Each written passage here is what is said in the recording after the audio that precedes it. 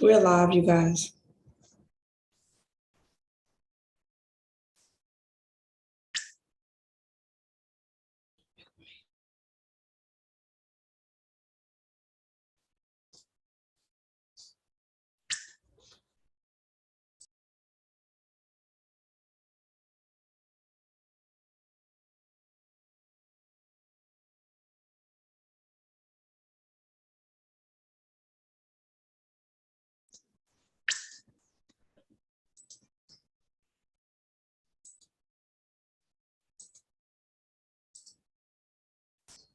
This month is National Men's.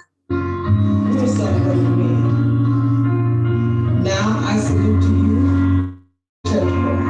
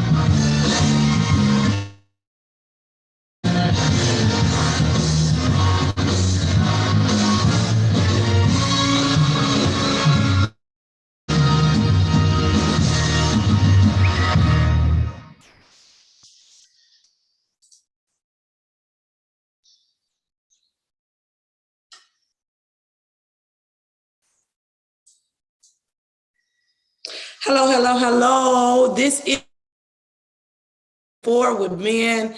We have been celebrating men this month, and I am so excited again to have my co-host, Jay Webb from in Baton Rouge, Louisiana. Hello, Webb. Hello there. Hello. Great. And my additional co-host, Brian Jones in Oklahoma City. Hello, man of God. How are you? All right. How y'all doing this morning, this evening? Good. So I am so excited. I don't know if you guys have been watching. I know we are right at 10,000. And I'm so excited for everyone that has paid attention, that has watched, that has sent impressions. We done got a lot of impressions, more than views. So I'm excited about the things that you guys have, even the ones where it makes me know that you're listening. Hearts, we got a lot of love out there. So I'm grateful for you guys tuning in. And we yet again have another night. Tonight and then next week is our last Monday. You know, so I'm excited. I'm so excited about today. So I don't want to prolong the time, but today we are men that's communicating. The first week we were celebrating. Week we was calibrating men, and now it's communication. Communication. I was, going through my notes, just really studying, not necessarily even trying to run across this, but I saw a quote from a man of God I just met recently, and I kind of visited their ministry. And he said that communicating is two people trying to come in agreement, via talking, texting, whichever form of communication is. But it's not just talking, trying to come to some form of agreement. And I think today is very important that we begin to effectively communicate. And so I wanted to, now my co-hosts, they don't know I be coming with every week. And I do it because I want them to give their flat out honest opinion, because sometimes when you prepare too much, then, you give a ready-made opinion. And they didn't know that we was going to be talking about communicating this week. And so there is a Travis Green on YouTube. On Facebook. There is a Travis Green video I'm going to play. And I want to know, what is your opinion about the video that Travis Green said?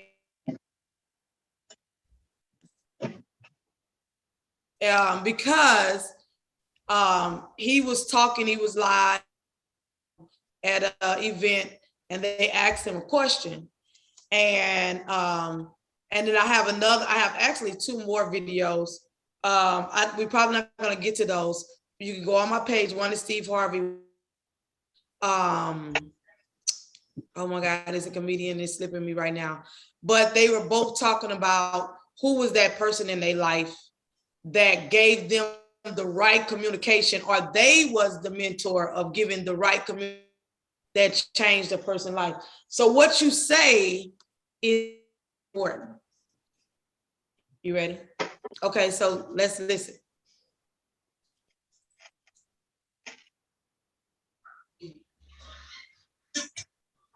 Get in there.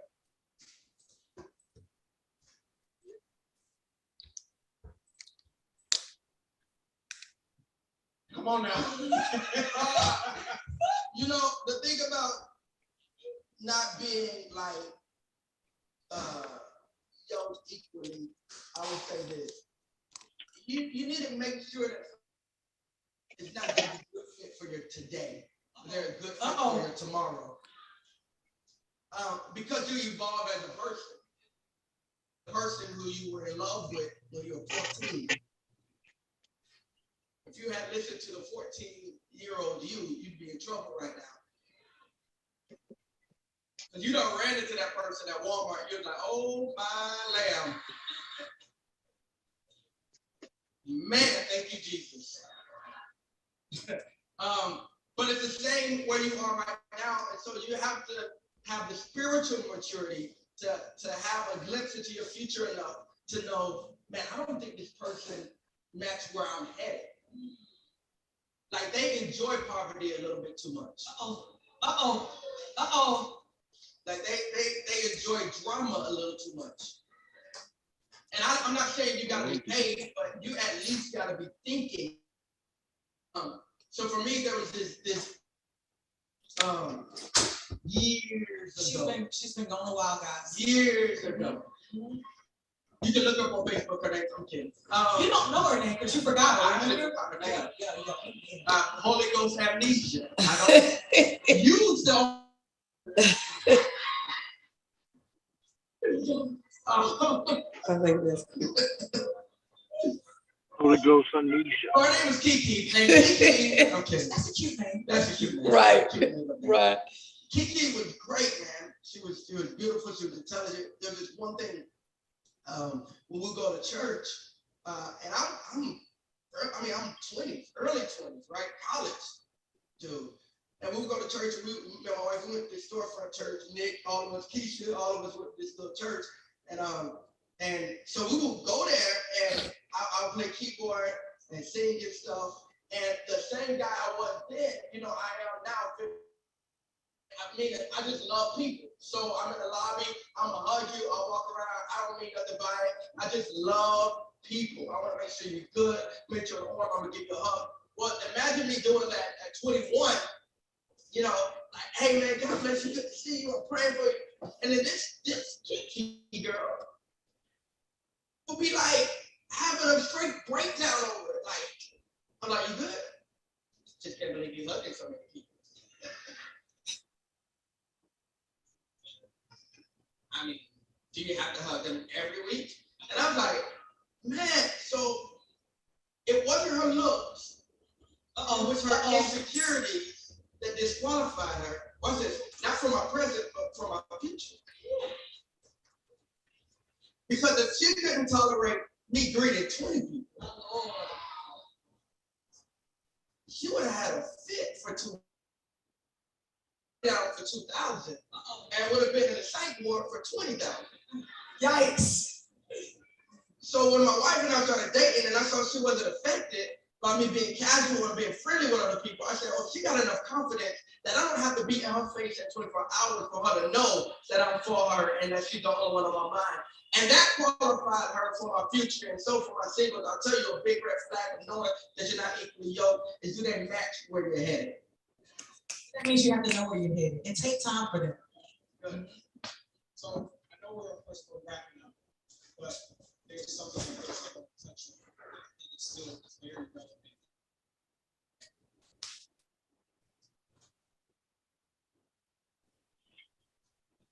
That was the clip.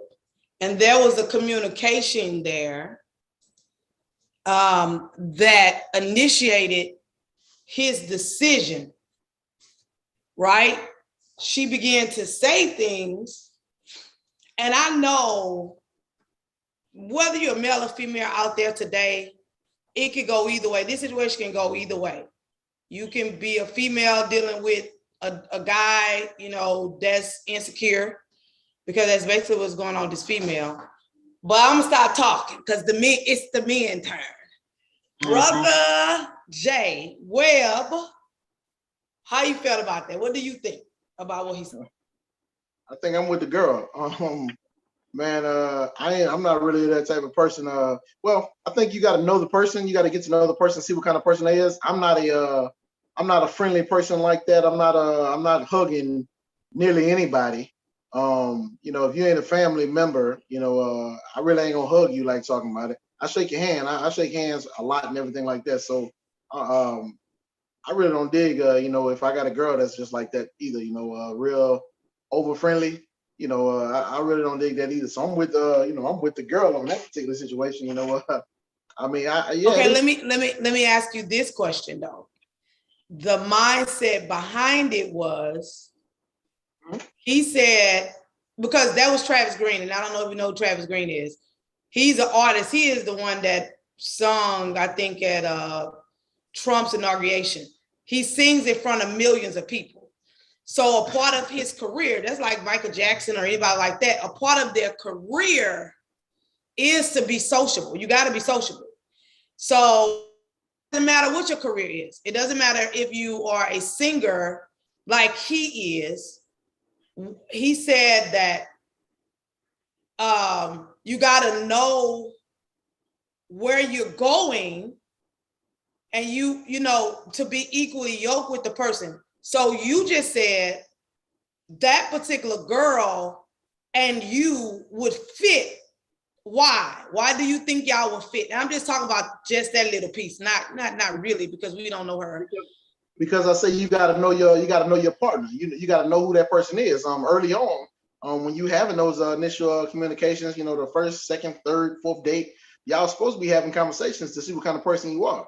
Now, if I'm the type of person, hug and everything, I'm perhaps a famous or semi-famous person who does that type of thing, constantly. Then, if you want to continue in that relationship, you should have gotten used to that. You should have got acclimated to that.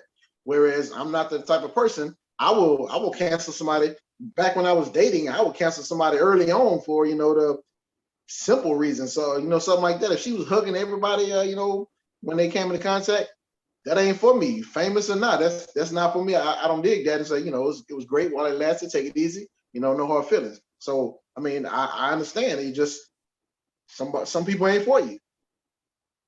Okay, Brian. So I'm very sociable. Very sociable. What's a hug and what's not a hug. Everybody always talking about, they give me that church hug. You know what I'm saying? But I wouldn't been offended or anything, especially if you know your partner, you know who you're dealing with. And I'll say this too. When I first got to Greater Love, I come from a family that hugs and all that stuff. But when I first came to my church in Oklahoma City, that's all they did was hug. I mean, they were huggers. I'm like, and I would be kind of shy away, like, hey, whoa, hey, y'all doing too much hugging for me. And that's how I was. But now I hug people more now than I ever have in my whole life. So it has come a part of me. And so I wouldn't get offended.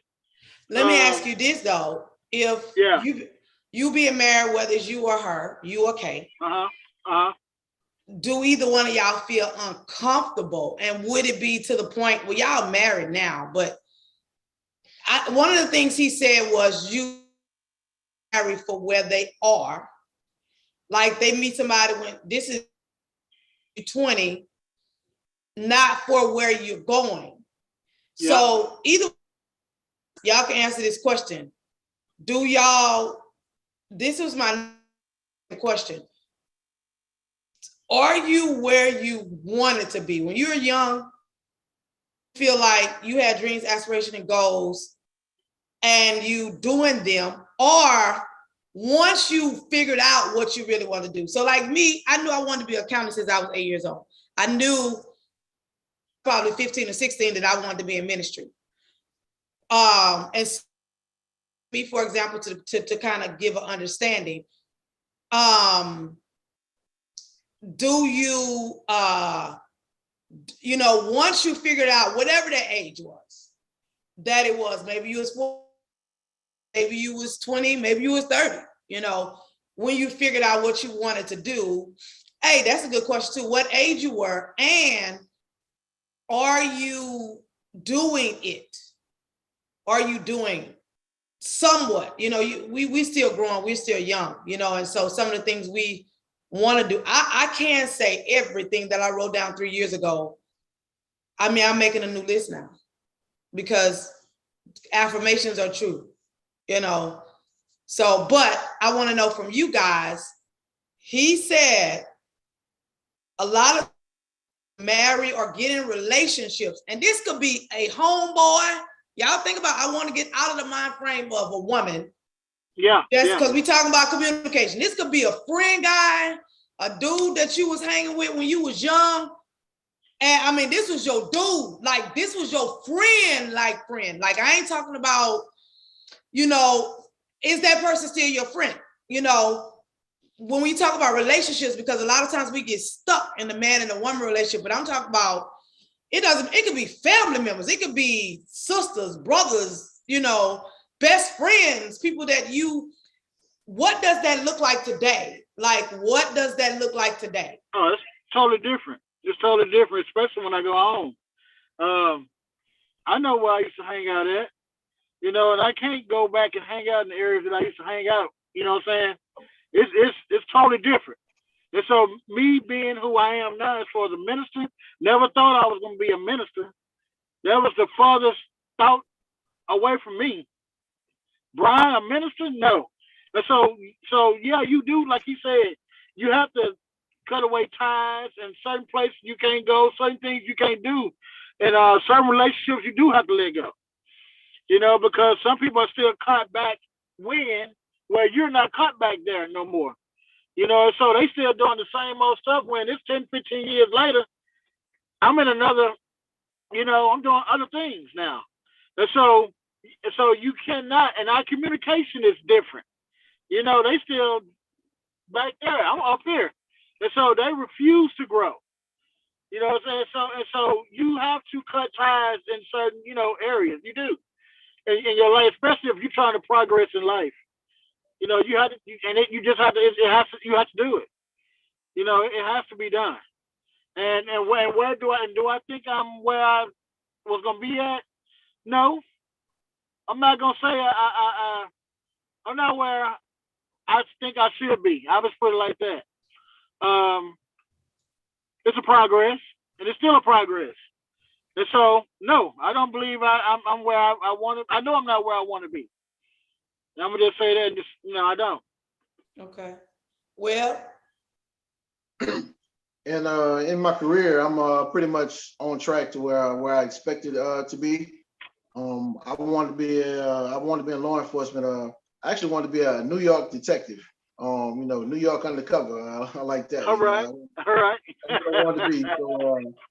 So I changed that a little bit to wind up being here. So I'm pretty much where I wanted to be. But that caused me a long time ago to have to, I don't say cut off friends, because I still hang with some of the cats that I grew up with.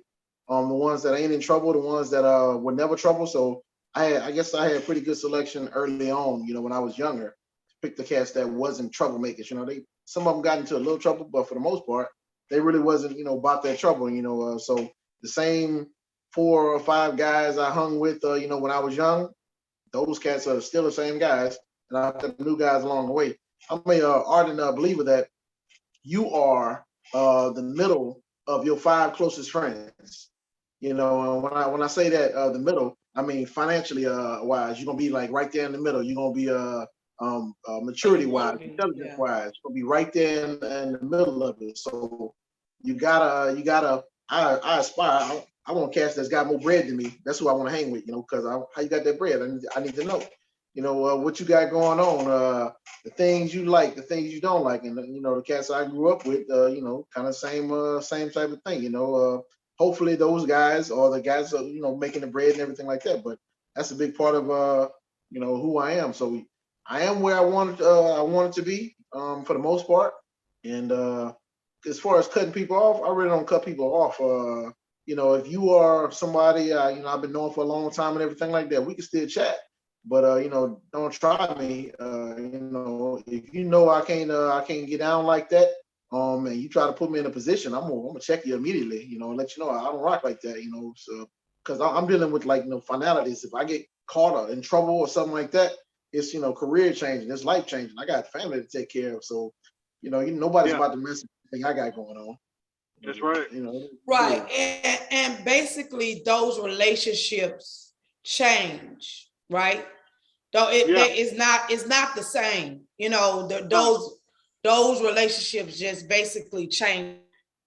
Like you said, you hold on to I being a female, so I kind of wanted to see from the perspective of a man. Um, but as me with females, like all the females, I think I was friends with in high school. You know, I'm not gonna say we're not friends anymore. We kind of still communicate, especially you know 1 or 2 that were really friends. But we like it's been years, you know, since we've seen each other physically. You know, but I think that listening to Travis Green today and the moral of what he was saying was you know, for your career, for whatever aspect of your life, you have to choose around you people that's going to help you, or they're there kind of like Webb said, and they can pull you up. So like I have a friend that she bought houses, you know, they moved from Oklahoma City to Florida, to Texas, from Texas to Florida, from Florida back to Oklahoma City, then to Texas, parts of the United States of America. Those are the parts that I do know. And career is why. But every time they went, they wasn't renting a house or apartment. They was selling the house they was in and buying another, you know. And so when I was looking to buy a home, I called her because I knew she was not, you know, because again, going back to, and I'm using that clip for a reason. I think I am going to go to the Steve Harvey one, Arvin. I'm using that clip for a reason because some people in your life, well, you kind of talked about your career and the last time, and you bought a home, you did this, you did that, and they got people that are real haters for real. And so when I was one type of vehicle, I can't remember what vehicle I had before that. Like, I don't remember the vehicle, but then I bought a Mercedes, right? And, I'm 37 years old with a Mercedes, and I just bought it. I'm not talking about paying notes on it. I went and bought it because it was what I wanted. And the people, I'm thinking people was going to be happy for me. And it's like, what you got that for? You don't need that. Like, why you didn't keep this? Why you didn't do that? I remember when I got this house, and I had been staying in it for months before I posted it. Before I post the house. And I posted it and I said home. And I did it because Brian know as well as, better than you, Webb, is that open book. And a lot of people have followed me and my girls for a while. And some people know the things that we've been through during the pandemic. Well, not during the pandemic, but during Trump's administration by me being accountant and in corporate America. So with that, and I know I'm kind of being a little long-winded, I post my home and oh my God, it was like, let's see how long that's going to. They didn't realize this ain't new to us. Okay. Yeah. This ain't new to us, both sides of our family. This ain't new to us. This is just who we are. But, that you think is for you, they say, oh, you think you all that, or you think this? No, because I've had people, just relationship, just gonna say that real quick. Even with a relationship, when I said what kind of car, I was kind of communicating with this guy, and I said, oh, I'm gonna buy me this car. And I said, I want to buy it because I saw things changing in the corporate America. And I bought that car. And he was like, why you want, what's all that for? Somebody I was kind of communicating with on the loan was about to start dating. Like, that ain't even necessary. I ask the questions. I plan on making this sound, plan on being here at this point. Man, all that don't matter to me. Like, I'm a small time dude. I don't need none of that. I'm from Scotland, I don't need that. So I was like, Travis Green, I'm still cool with him, but I would never get in a relationship with him. And then going back to the Travis Green thing also as well, I'm a social butterfly. That has been one of the biggest problems in the relationship with me. One of the biggest problems. You have to really be secure being with me.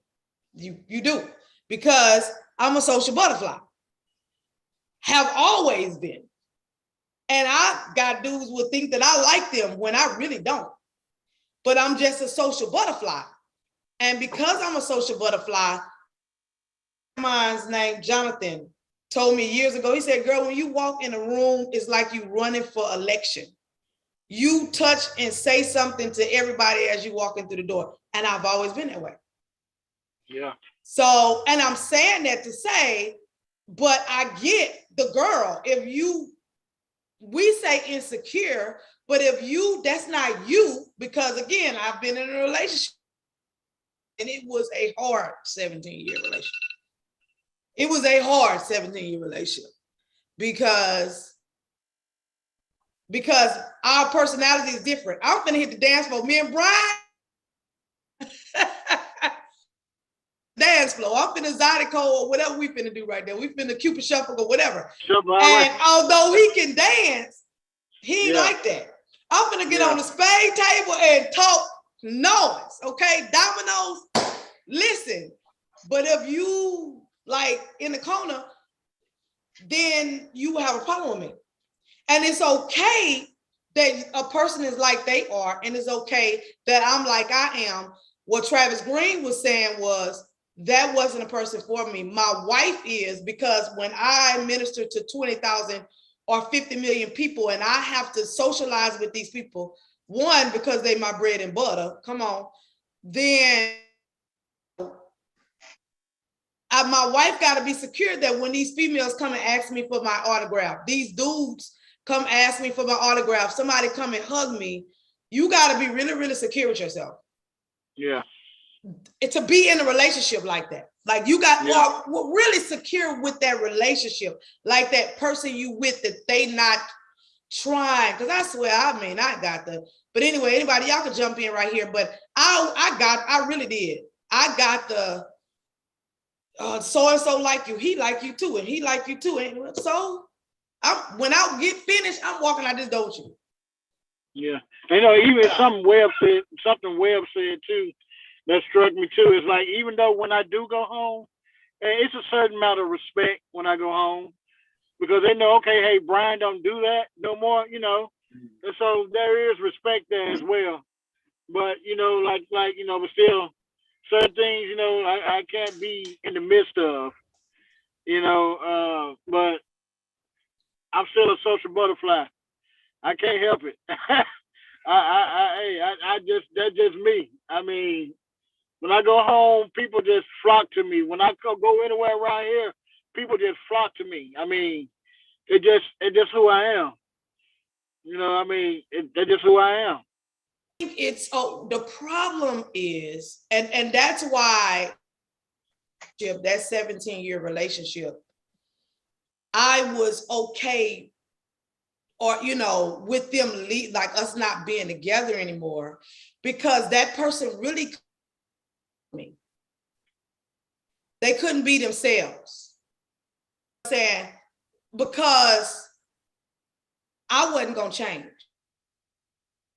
You know, like I was not gonna change.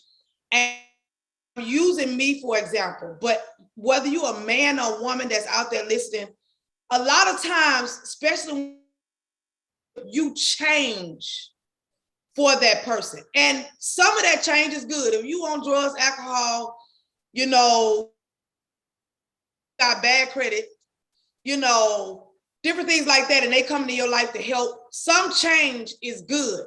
But when your core values change, you know, and for instance, I heard somebody say about early today, probably at 7 p.m. today, they was on a thing, and they were saying how large of a family they have.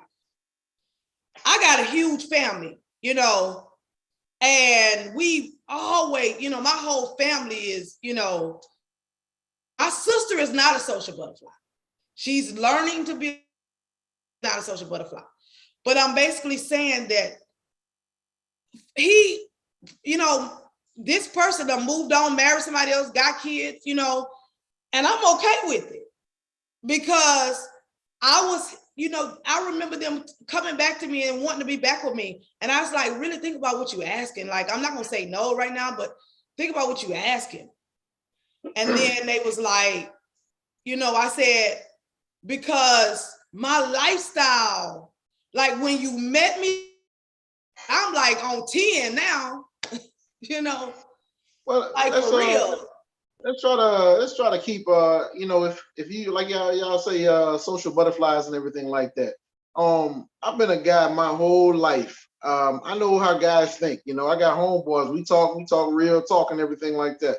You know, that's just the norm and everything. So I mean, early on, if you know, if we're dating and you hugging everybody out the gate, or you're just that friendly to where, you know, you are, you know, you got to have a conversation with everybody in it, it probably wouldn't work out in the first place, because, you know, I'm just not that friendly guy. Don't get me wrong, I'm not self-conscious or anything, you know. I'm not, man, I'll leave you at a place. If you're gonna be mine, you mine. It ain't up for discussion or anything like that. But there is a line, there's a different type of being friendly there. You might think you're being friendly, but the guys ain't thinking, the guys ain't thinking that, so when you go in and give this person a hug, and because I went to give somebody a hug and I got an embrace, that was something different, so, they hold that hug too long. Now I got to discuss that with my wife and all this kind of foolishness like that. So, like I said, I've never been that type of person to want to hug everybody. If you get a hug from me, feel special, because I ain't really for touching people like that, shake hands, and move on. Well, if it's a special day, you get a hug. Yeah, you get a hug. Yeah, I mean, congratulations. You got it. But see, and I have a friend girl like that. I remember years ago, she said the same thing. She was like, Kalisha, you just walk up to me and hug me, and she, again, that was not something. She's from Detroit, Baltimore, Maryland, and she's not really the hugging type or whatever. But like you just said a minute ago, because of the way you feel, even in your wife, like your wife, y'all basically are in the same mindset. Like if she hugged you more or something like that, and that person might have very well not even want you. I'm not saying the situation. I don't just really hugging you. Yeah, I'm gonna say that it was this lady, and it was a church lady, and she was top heavy. I just say it like that. And and I noticed that she would always make it a point to get to me to give me a hug. Well, for a while, it started feeling like it was kind of different. Because she always made a point, and the way she hugged me, she would hug me in a way that was kind of seductive. And so, yeah, I cut her off. Right. I cut her off. I even said something to her. I'm like, hey, I'm a married man. You can't be hugging me like that. But it really got to the point where I just stopped hugging her altogether. I mean, but it just got to that point. But you know who to hug, who not to hug. And you just sometimes, like you say, you just gotta stop it. Put brakes on it. And right, and I want to say this. I heard Webb say that. When I say I'm a social butterfly, and I think Brian was saying the same thing, and he's now pulling out that point, is that don't mean like everywhere I go, I'm in the grocery. No, it's not like that. It's not,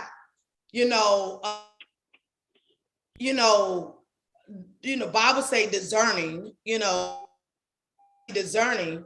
Now, I did go somewhere one time where the pastor told all the guys not to touch any of the females. It's a church full of females.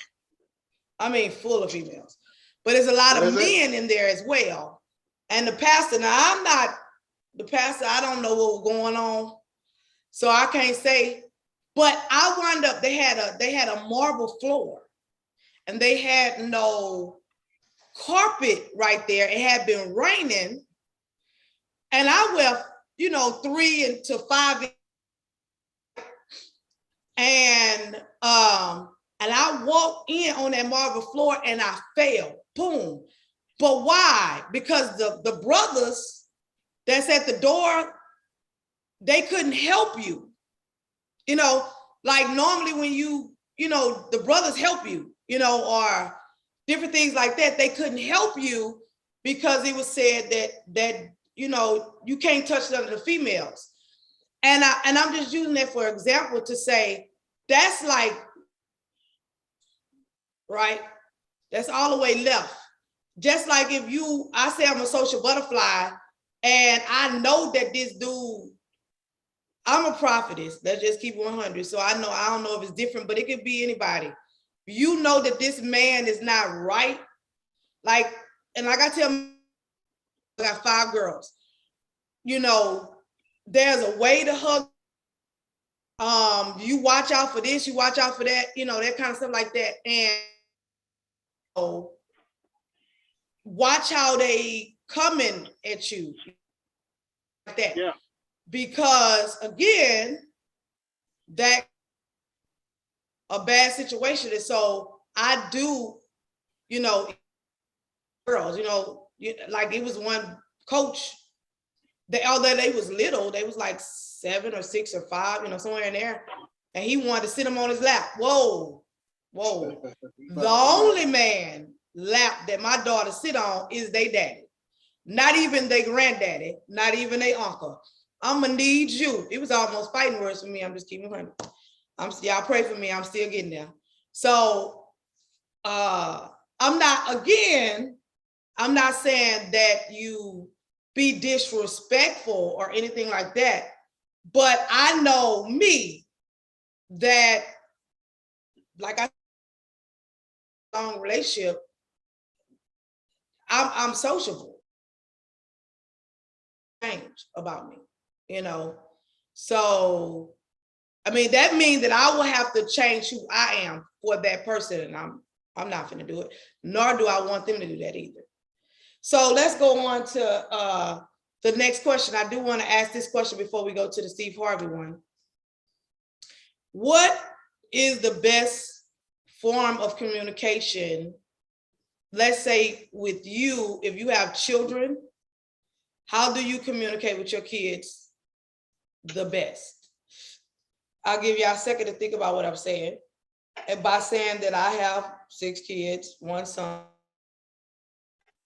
I have to I'm not texting them, but if I call down and ask them a question, they're not gonna probably give me the most honest answer as they will put it in a text message. Then I have the kids that's gonna sit on my lap and just gonna tell me everything. I don't have to ask them no questions. They finna tell me everything happening that day. So this, whether it's let's just start off with the kids, and then we'll talk about relationship wise. Either one of you could jump in. Yeah, well, I only got 2 boys, so I'm gonna have a little technical difficulties here.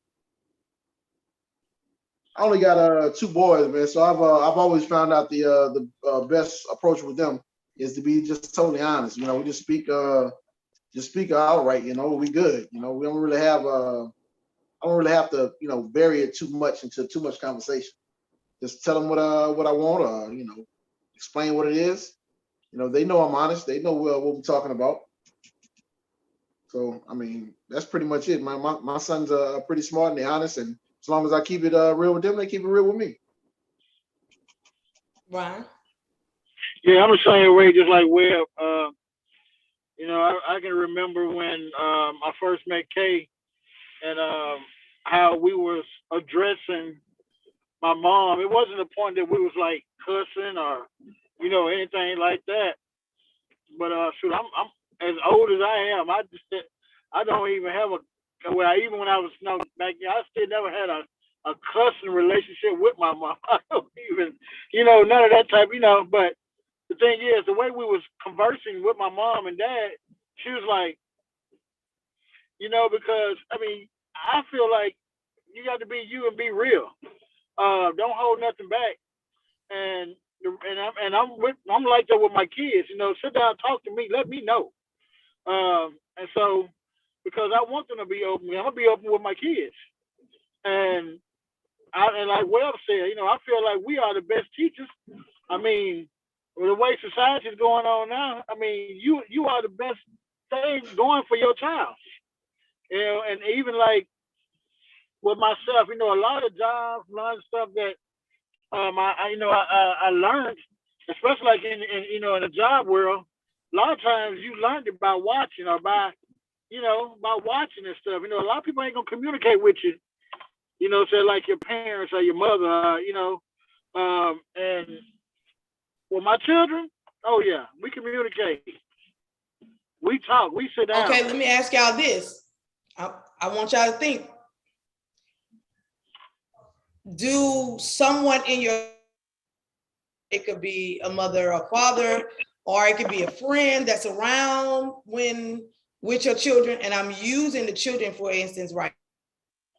your parents. It could be anybody that the communication barriers, because we're talking about communication barriers, things that, because I didn't realize. So just like you just said, well, for me, when it came to my mom, I just straight up, I told her everything, you know. Yeah. And she probably got the raw cut true stuff she didn't want to hear.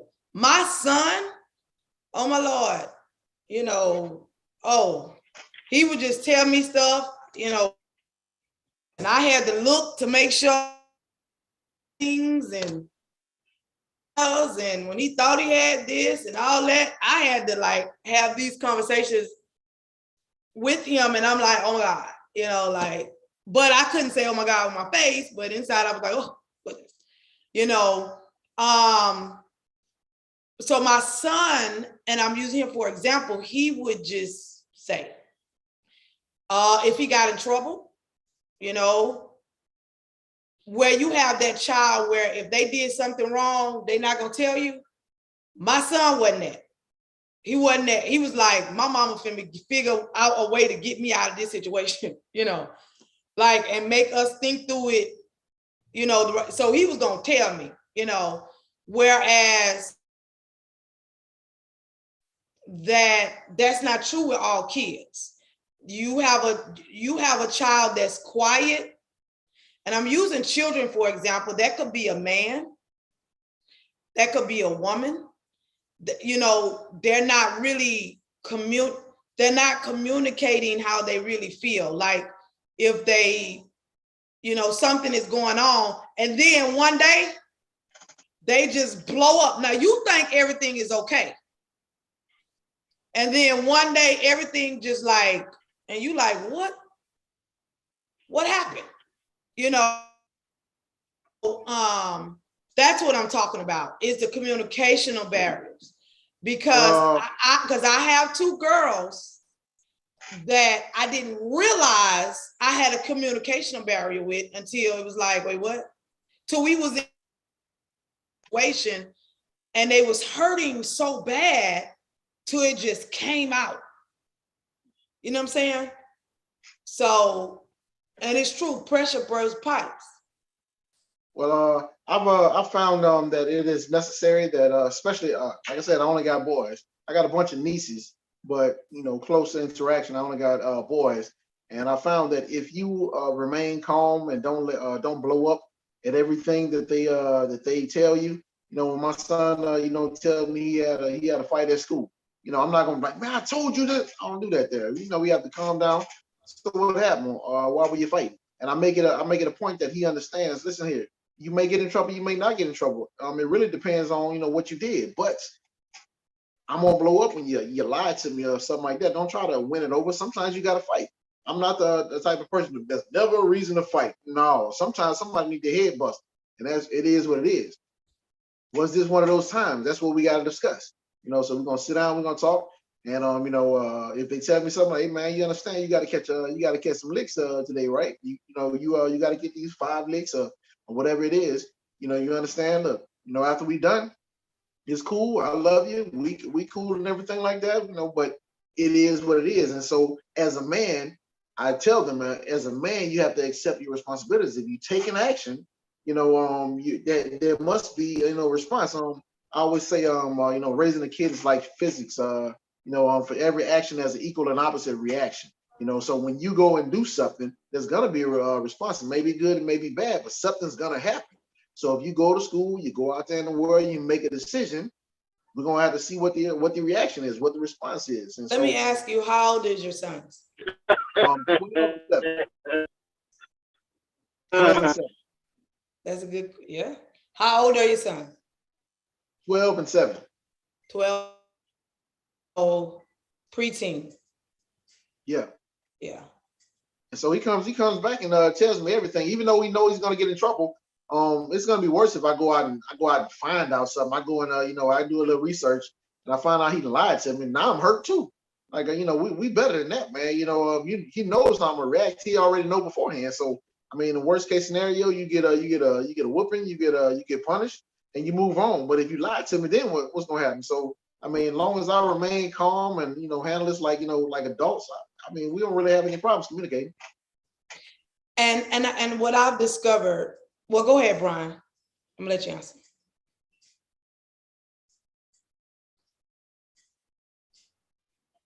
Brian. I think well said, and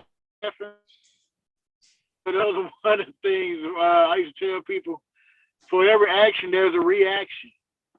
And that's something I always, everyone deal with the action, but they don't ever want to deal with the reaction. Why did a person react the way they reacted towards the action? And I think that's why, and well,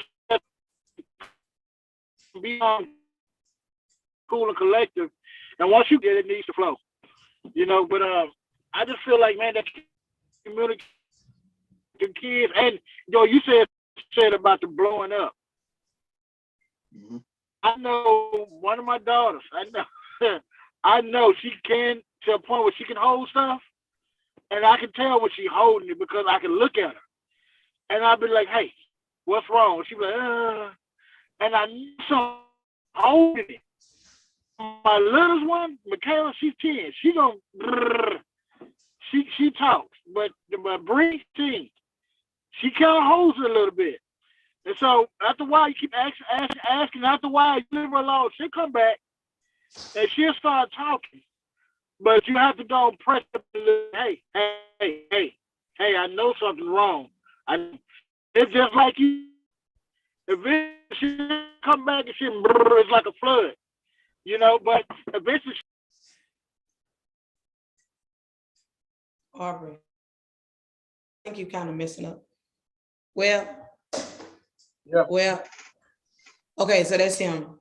Yeah. Okay, I think it's Brian's kind of breaking up.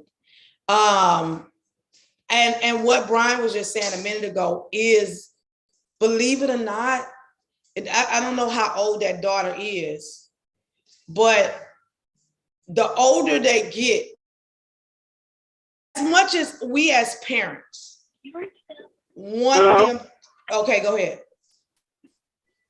You had broke up. You were saying that the last thing we heard you say was, it take a minute for her to start talking, and then she started talking. How old is she?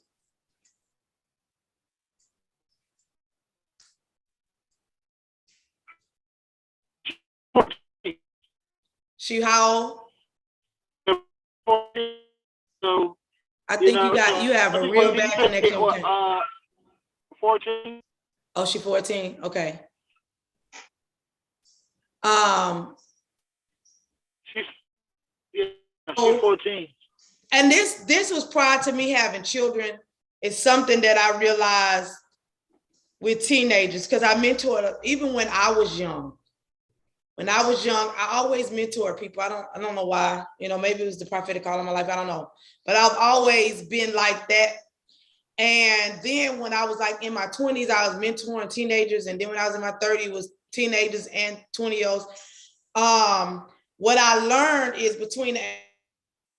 it depends on the child. Sometimes they have that 13-year-old, 16, and then it's 19. But those transitions in life where those hormones through is telling them, boys are kind of a little bit slower with it, but I need to deal with this. I don't want to go to my parents all the time, and that's why it's so important as parents, we talk to them young, like, you're going to feel this way. You know what I'm saying? I felt that way. I felt like my mama didn't understand. I felt like my dad didn't understand. But as I got older, I realized they did understand. You know what I'm saying? Or it might not have been the same situation, but they was able, whoever it was, whether it's your mother, your grandmother, your auntie, your uncle, whoever it is in your life that understood. The reason why communication, and I'm using children for example, but that is between a husband and a wife. That's communication besides money, because they say money is the biggest one for women, is one of the downfalls in a relationship. Yep. Saying one thing, just like I said, I'm a social butterfly. That don't mean I'm around here, you know, letting anybody touch me any kind of way or just messing with it. You know, I mean, I got sense, you know, but I guess I'm saying that to say that communication is very important, and how we with his mom, you know, the way you communicate, how I communicated with my mama, my adult kids. I got 2 adult kids, 2 adults, you know, but really 3, you know what I'm saying?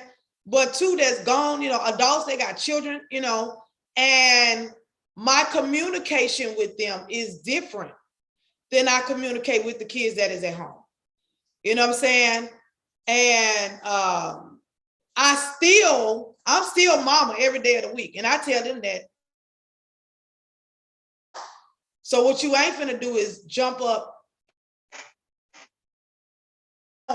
Now, I mean, my mama have all right conversations, like we have, you know what I'm saying? And like, you know, whatever, but in the same sense, mama, you know, and I'm watching all on the internet where parents out, and you might say, because I'm saying they'll die, but then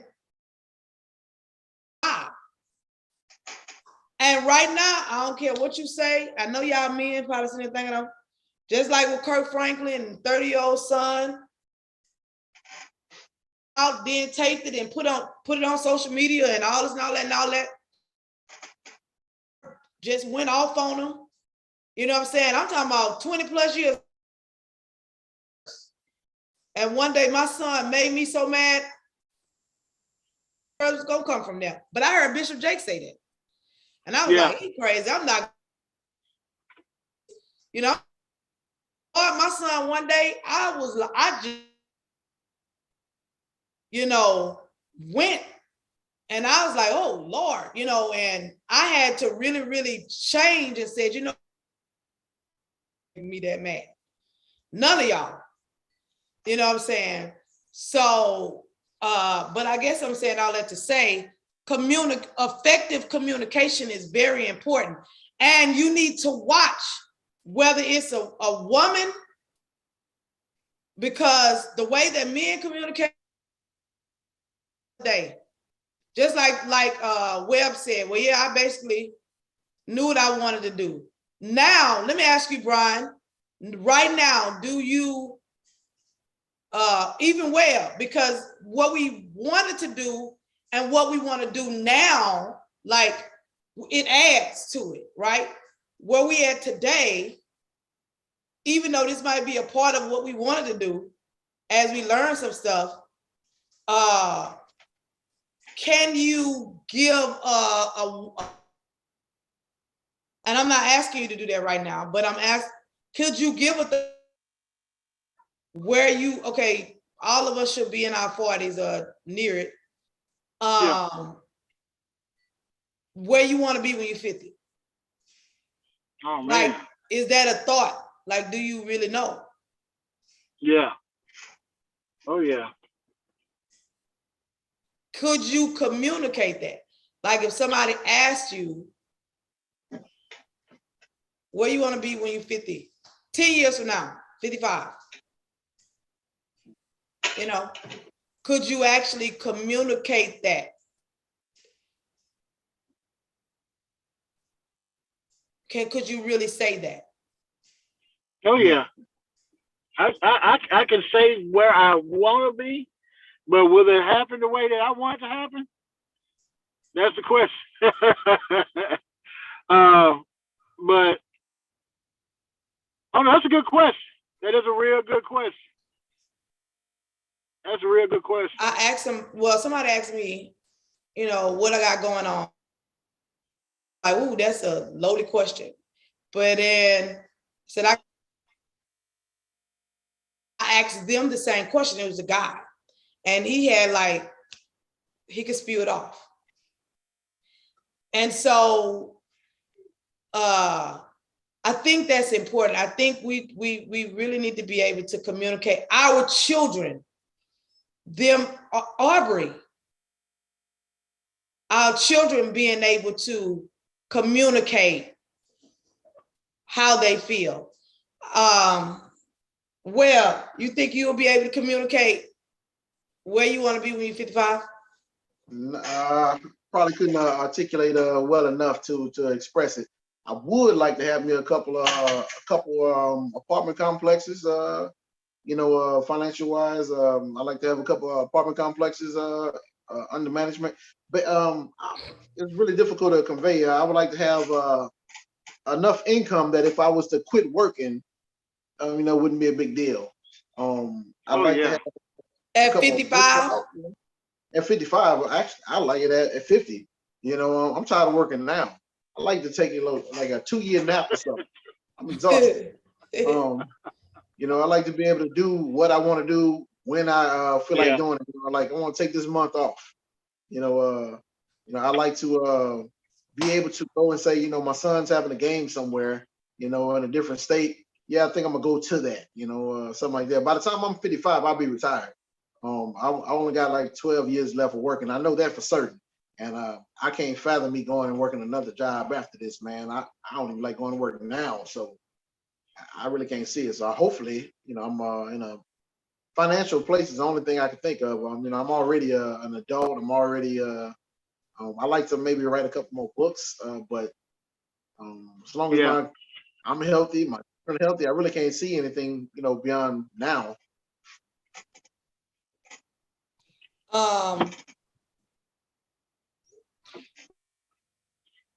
Counting. You should at least have a 5-10 year plan. But I'm already awesome. But see, it's difficult to say at this age because I already have a house, cars. My children have their their college funds. Really, unless we're talking about like I really can't see anything. I'm actually content, right now. I can't really think of anything I want, So basically where you, I will say for myself, because of, again, going in career and ministry, I know I'm not gonna retire, probably some,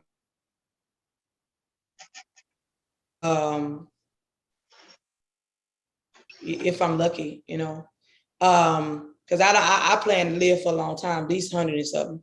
So at 55, I feel like that'll be the prime of my life. My mom is 65 and they doing real well, so I think for me,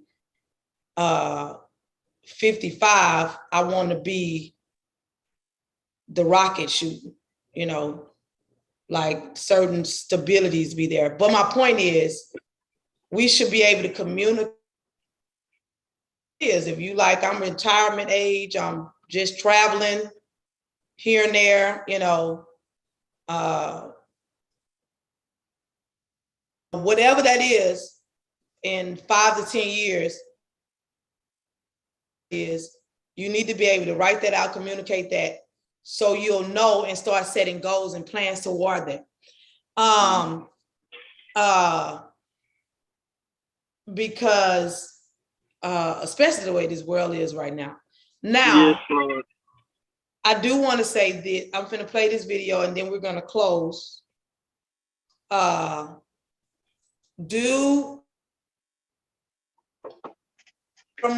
things that I've noticed throughout life, when we love something, right? So most of us love our children. We may love our spouse, our mother and dad or whatever, but we love them differently.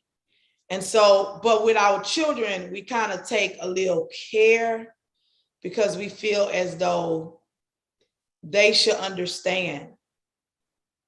They don't understand. And I would submit that it does, whether it's a woman to a man, right, a husband to wife, or significant other, you know, a woman to her husband, significant other, not even married yet, or a daughter, or well, I'm gonna say a son to his mother, or vice versa, mother to son. If you handle it with care, that is always a teaching situation, because I'm not the parent stuff. I remember I had a Samsung. Y'all know them sliding Samsung. Yeah. Click. I used to love my Samsung. Okay. And years ago, I told Shay, I said, don't let me get older and be phones like, but it ain't gonna be a flip phone. It's gonna be something else. And I just wanted to keep my Samsung. It's like, Mom, you need to get this iPhone. And I finally got it. Now, there's certain things about Samsung or whatever, but I was like, don't let me be stuck.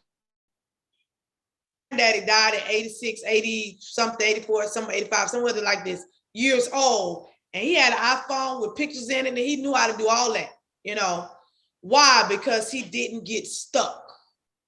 So but he wasn't ashamed to ask his grandchildren, his great-grandchildren, to show him how to work that phone, to put pictures in it. When I called him, my face pop up, So always know that we need to handle our relationships with care. I'm going to play this video. It'll be our last comment for one of y'all. As they play the video, I know the last question is going to be, what do you believe is the most effective way that you communicate and is work for you? Think about that. But this is another communication situation. Go ahead. That ain't it. That ain't it.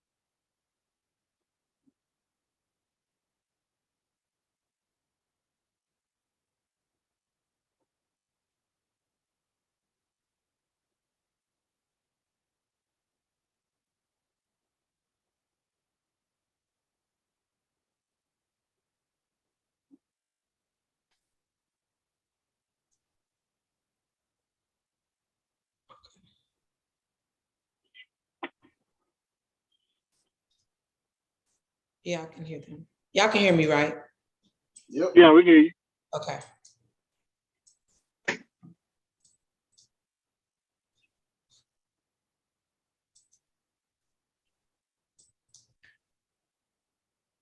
I was for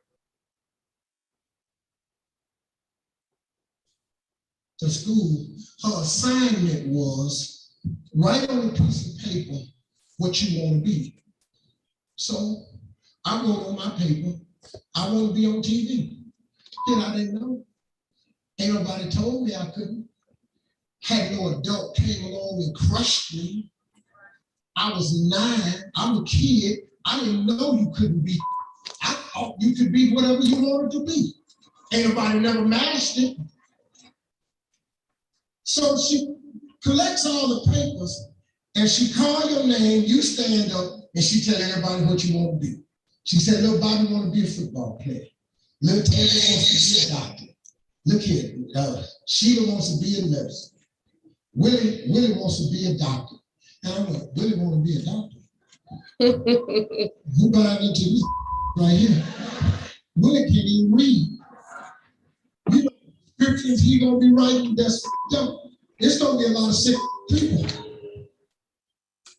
So she called everybody's name but mine. She got to mine, she said, little Stevie, stand up. So I stood up and she said, come up to the front of the class. I'm thinking to myself, this is a gold star moment. I'm finna go up here because my answer was better than all the rest of these kids. I'm finna go up here and give me a gold star. So I wore a lot of hand-me-down clothes. So my pants was wrapped around twice, had a belt on, shirt was sloppy looking. You know, kids be laughing, but you know, y'all, I got a gold star, little kiss my, and I walking up there, and I was real skinny, and I was curved like that. I walked like this. They used to call me tape chip. So they laughing on the way up there. I'm going to myself, laugh if you want to. Going to get a gold star today. Play a hate. So I get up there in front of the class. She said, little Stevie, what did you write on your paper? I said, I want to be on TV. She said, why did you write that on your paper? I said, because that was our assignment for today. She said, well, why would you write something like that on the paper? I could tell by her tone. I said, this is right here. This ain't the gold star moment I thought it was. This is some, yeah. So she said, do you know anybody on TV? I said, no, ma'am. Have you ever seen anybody on TV? I said, but Bill Cosby is on TV. He is on I Spy. And that's why I said I won't be on TV. But do you know Bill Cosby? No, ma'am. You know anybody in this school on TV? No, ma'am. You know anybody in your neighborhood on TV? I said, this dream killing heifer. I said, no, ma'am. She said, well, I'm going to pin this note on you, and you're going to wear it home, and I'm going to call your mother and tell her you up at this school being little Mr. Smart Aleck. I said, ain't that a... You asked me to write on the paper. I just said that to myself. You know, you couldn't say it like that back then. So she pins this note on me, and she done called my mama, so I can't take it off. I walk in the house, my mama waiting on me. What is that pinned on your coat, mister? I said, I know you know. I didn't say that to her, though. I just said, she snatched it off. The teacher called me, said you're being a Mr. Smart Pants. What did you write on the paper? I said, she asked us what we wanted to be, and I wrote I wanted to be on TV. She said, what you write that on the paper for? I said, I ain't be. My mama is a dream killer too. This is some right here. I said, well, mama, that's what I want to be. She said, well, that ain't what you're supposed to put on your paper. She said, I'm telling your daddy when he get home. And I went, okay, nah, this is really dumb now, because this ain't nothing but whooping when he get here. Because my daddy was the enforcer in the family. When he came on, instant whooping, no questions asked. This how we do it, we roll. So I'm sitting on steps waiting on him. He come in the house, I go to the store, get his paper. He take a bath, he get through eating. He called me in there. He said, boy, what did your mama say you got no pen on you in school for?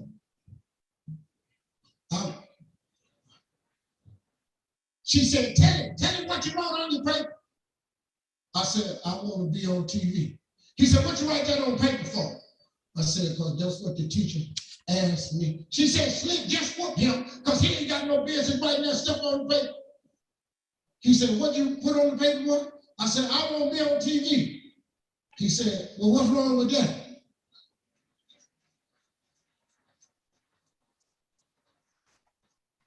I said, uh-oh, a reprieve from the governor.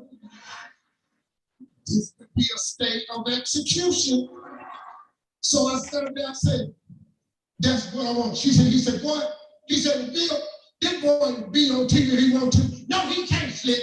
He got to write what that teacher said, put on paper. He said, boy, go on in your room. I'm coming in there. I said, okay, well, get moving anyway. So he came in the room. I started unbuttoning my pants. He said, hold on, boy. He said, what she want you to write on that paper? I said, like a policeman or something. He said, well, take a piece of paper out, put that on paper. He said, then take that piece of paper, I won't be on TV, and put it in your top drawer. Take that down there and give it to that dream killing heifer. And what I want you to do is every morning before you go to school, I want you to read that paper. And every night before you go to bed, I want you to read that paper. If you turn your TV on 5 days a week,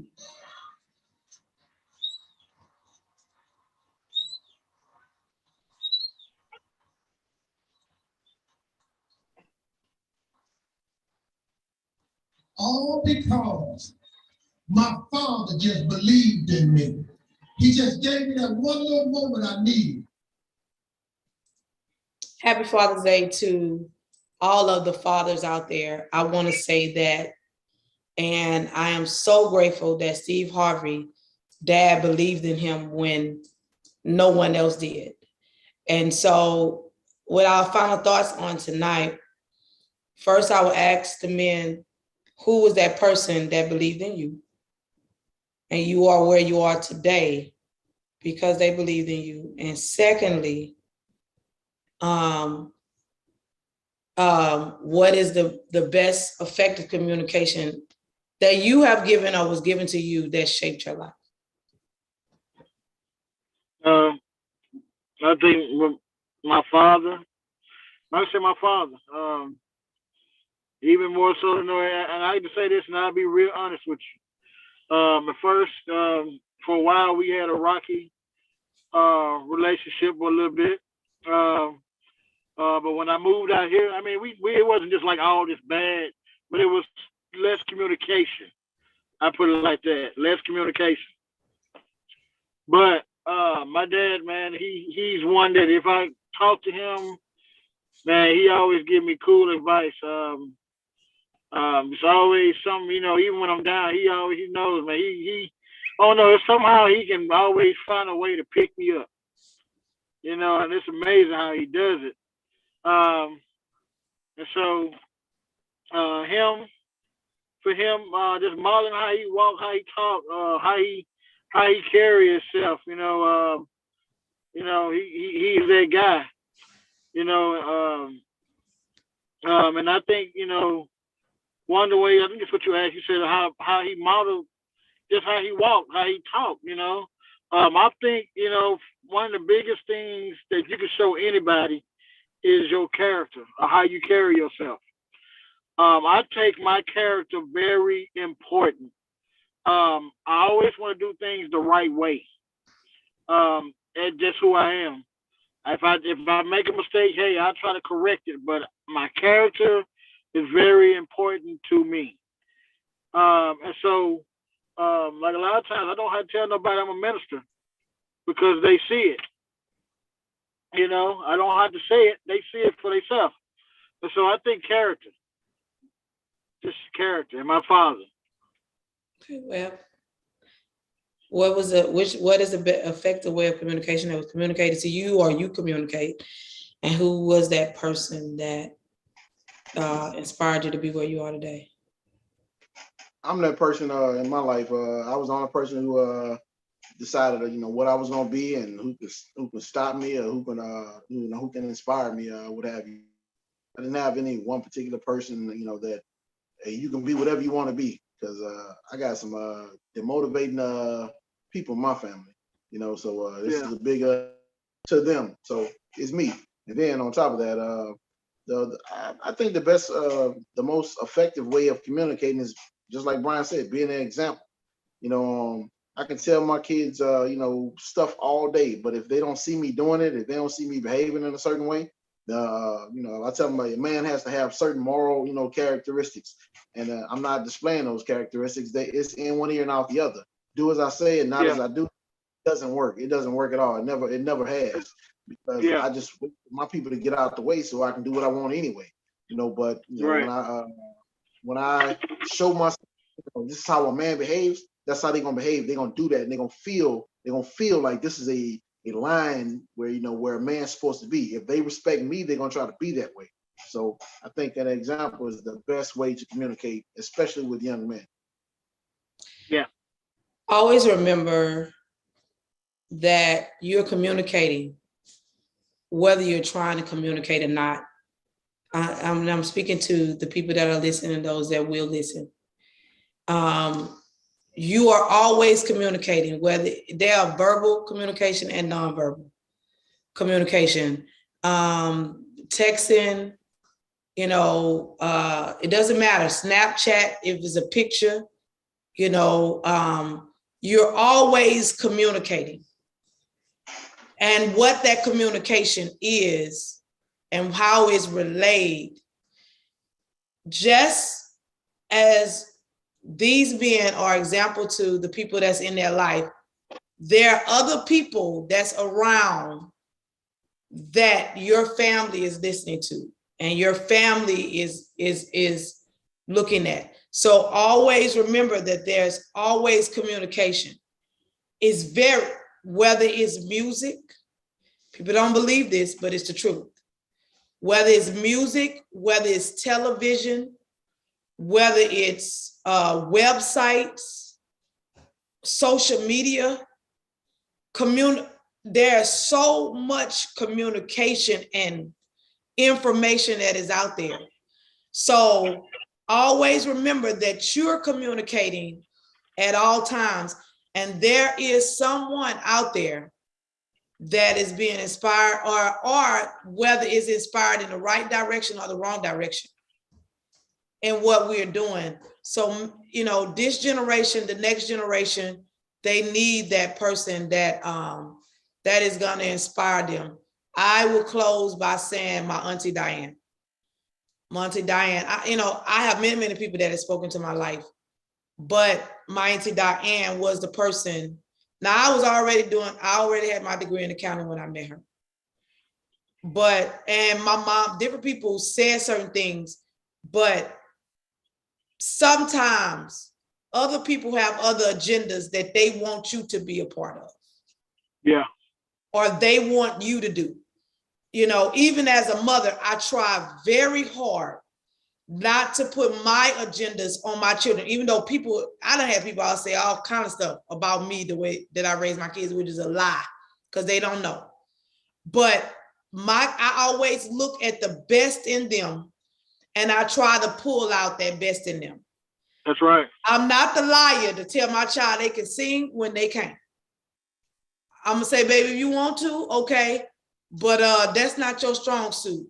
I'm gonna need you to play basketball. I'm just saying, So I'm that parent that's honest, and I pull out the strong suits or the strongness that's in my kids, and not just my children, but any other person that's around me, whether you a adult or whether you are a child. Nobody that's around me, and it's just me, you gonna stay the same, because, and that's the prophetic. That's the prophetic. I'm gonna do everything. Now it's up to you. You can lead the horse to the water to drink. They might not drink it, but I'm gonna talk to you about the best that you can be. I'm always gonna be that person because I think because of the eyes and the ears of God. So, and I believe, and I will say this, and we're going to end, you are always communicating. You're always communicating. But what you're communicating is the thing. When you walk in a room, what are you communicating? Whether you're talking or not talking. You know what I'm saying? What are you communicating? What are you conveying? And that is important. I'm going to do something a little different tonight because I'm being led to do this. Someone out there, this has really touched you. I'm not even looking at the numbers right now. I don't know who online. I can kind of jump and see if somebody put a question real quick. But Brian, I'm going to do something different that we haven't done. And that is, I want you to pray, because this has touched some people in a different way tonight. This communicating thing. And one of the other things is what we talked about with children. Man, look for them barriers and find another way. Don't say, oh, they gonna come to me. I had to start texting, you know, or if God brings somebody else that's gonna talk to them. I have one child, they call my mama, and I'm all right with it. Like, it don't take nothing from me that child can't really communicate with me about it. They got to talk to my mom about it. It don't bother me at all. You know what I'm saying? As long as they get whatever they need, you know. So, and I say that because that just didn't work. You know, it didn't work. So, but I want you to pray, Brian, and I want you to pray because this message tonight hit in a different way to someone that needed this. And it might be you know, somebody on another social media platform, not Facebook. It might be Instagram. You know, I don't know where you are, but I feel you in the spirit. And communicating, because you may not have, like Webb said, he ain't have nobody to encourage him. He had to encourage himself, like David said in the Bible. He had to encourage himself. And sometimes we do have to have that too. We got to encourage ourselves. And look where he is today, because he decided that he was going to encourage himself. You know, right. So I'm putting it in your hands, Brian. All right, let's bow. So Heavenly and gracious Father, first of all, I would like to say thank you for this moment. Thank you for this time. And Father, thank you for everything that's going on right now, Father. And so, Father, we want to just come praying over communication, praying over families, praying over fathers right now, Father, praying over sons, Father, praying over children, praying over fathers, God. God, understanding that communication is the key, Father. So, Father, we want to come praying over families. We're just going to pray for unity in home, Father. We want to pray for unity in home, Father, for children, and just your growth right now, Father, even in the homes right now, Father. Father, we just want to come understanding how valuable it is to communicate, God. So, God, it may be someone that needs somebody to just communicate with, Father. Father, they may be lost, God. God, I ask you put somebody in their path to talk to them, so Father, to show them a better way, God. God, to intervene in their life right now, Father. Just like Webb said, God, that he had to be his own motivation, God. So, God, it may be somebody that may feel that same way right now, Father. So, God, I ask that you touch them right now in the mighty name of Jesus, God. Let them know that they're not by themselves. God, that there is someone that can get them a word. There is someone that cares about them, God.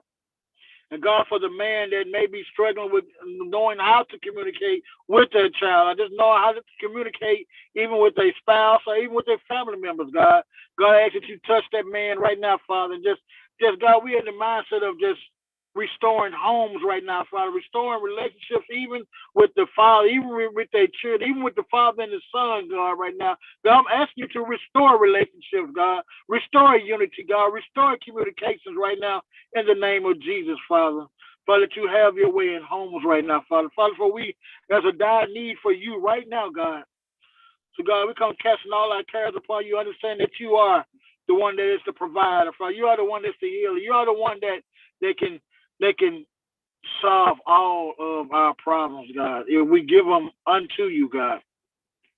So, God, I just want to say bless Prophetess Kalisha right now, Father, as she's carrying on with this, I'll say the men's project, as she's carrying on what you have given her, this assignment for her right now, Father, for us, Father. And so, God, I want to say thank you for the night. Thank you for just being here, God, for everyone that is watching, for everyone that is listening, for everyone that is online, God. I ask that you bless them right now, Father. And Father, I pray that your will be done in their life right now, Father. And Father, I pray that they don't even know their purpose for their life, God. I ask that you show them right now in the name of Jesus. And just let them know, reassure them that they are not by themselves. Reassure them that you are here with them, God. So, God, I thank you and I praise you. In your son, Jesus' name we pray. Amen.